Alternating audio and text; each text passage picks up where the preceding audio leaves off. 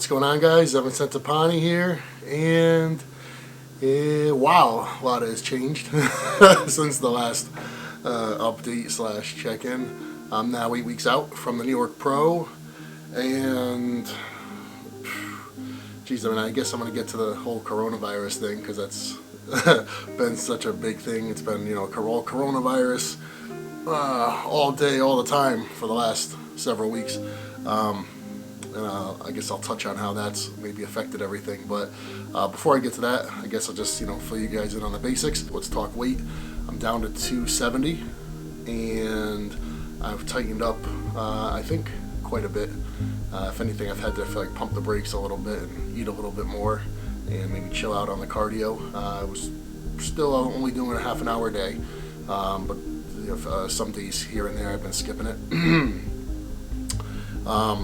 Strength is still really good in the gym, actually improving on several lifts. My squat's been getting better, which is really important to me. Deadlift getting better, training getting more intense, getting hungrier. That's always a good sign. Metabolism is firing. All in all, it's going well. Of course, I don't know if there's gonna be a New York Pro come May 16th, but of course I still, go about every day as if there will be. People ask me, what are you going to do if the show's canceled? I figure, well, worst case scenario, I'll be in shape for the summer, and I'm sure there'll be another show. And I don't know how long all this stuff is going to last with the whole coronavirus outbreak, but at some point there'll be a show, and when there is, I'll pick one and I'll be ready for it. I'll jump in. So I'm not really worried. Of course, did this come in handy or what? Who would have predicted? Who would have predicted this? Gyms closing down. I mean, stuff like this has never happened before. But it's taken a lot of pressure off and a lot of stress off having my own home gym available to me. People said, boy, you must have, you predicted the future with that one. Of course, I didn't predict the future, but I guess one thing I always harp on, it's nice to be independent.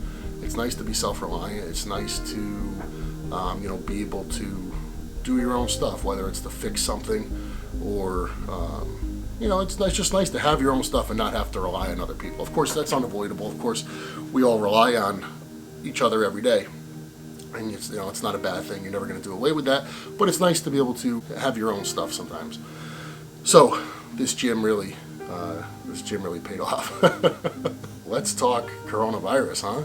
Wow. In the last, geez, I guess maybe 4 weeks, we knew about the coronavirus, but it seemed 4 weeks ago that was something other, that was someplace else, that wasn't affecting us, that none of us here were worried about it, and it's here. It's crazy what's going on internationally, and I have a few friends in Italy, and I think each day it sounds morbid, but they kind of they've been filling me in on what the death toll is, and we're talking 600-700 people a day, which is crazy. Really, really unfortunate, really terrible. Hopefully we're able to learn from what's going on there and not have that happen here. So to that end, of course, a lot of what we're experiencing at the moment is this lockdowns, quarantines, and this whole concept of social distancing. And one of the things that's come along with it is a lot of people have become worried. They've stocked up on things. I guess you can't find toilet paper. People stealing rolls of toilet paper out of public bathrooms. I mean, the whole thing is crazy, because the reality is, if everyone just continued purchasing things at the rate at which they normally would, there wouldn't be a shortage of anything. So I don't know how the craze gets started. Unfortunately, it does. I guess maybe people thinking, okay, I'm gonna maybe have to be in my house for a couple weeks, which at this point doesn't really seem likely, in the sense that they're still letting people out to go to the grocery store. The only major inconvenience is people bought up all the stuff. You go to the store and you're looking for chicken or whatever, and it's not there.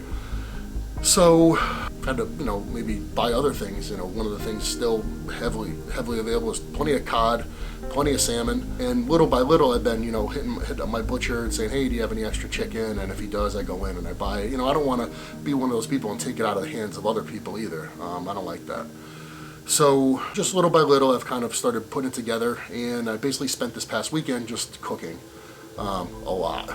I had like 3 whole salmon that I filleted myself, 40 pounds of cod, and quite a bit of chicken, a lot of which I ended up cutting off the bone because, people don't really think to buy that. They're just buying, the boneless stuff.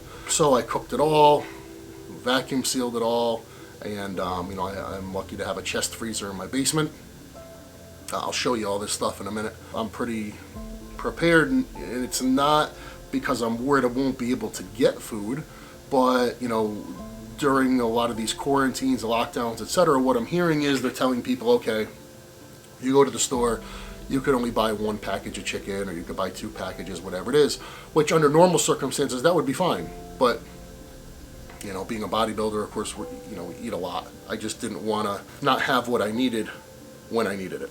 Unfortunately, because of what's going on, you kind of get dragged into it and you end up having to stock up too. One of the things I was able to do, being a big believer in animal meal, I purchased a few cases of it.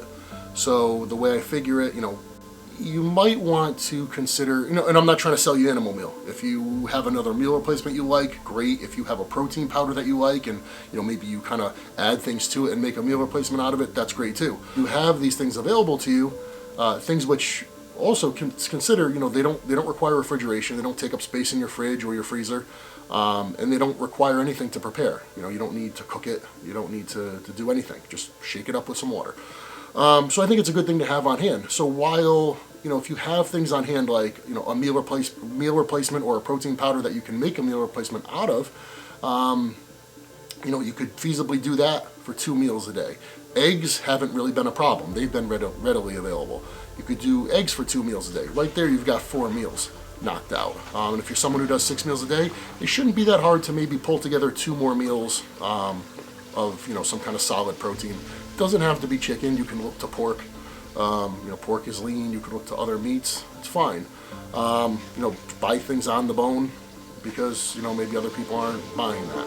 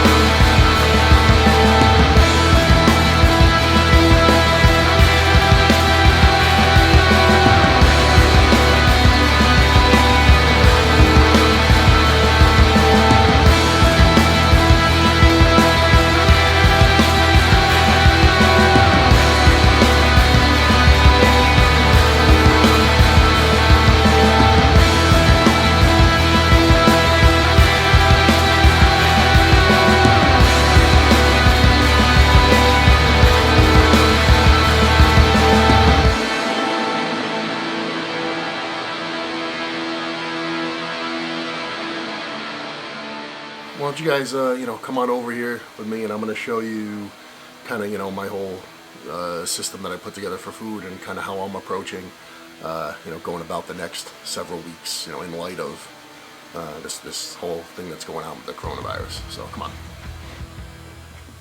So, like I said, I spent what feels like this entire weekend just cooking food.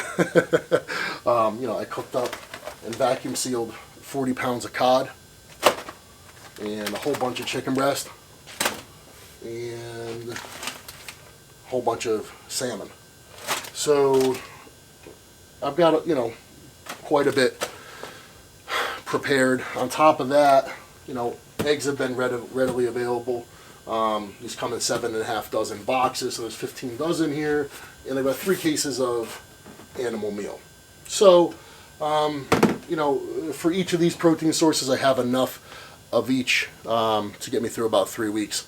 So, and that's if I was still consuming mainly whole food and not kind of tempering it with, you know, an extra meal of eggs and an extra meal of animal meal, which is an option. That would bring me down to only having to have basically 1 of these a day. This is 2 meals in, you know, each bag.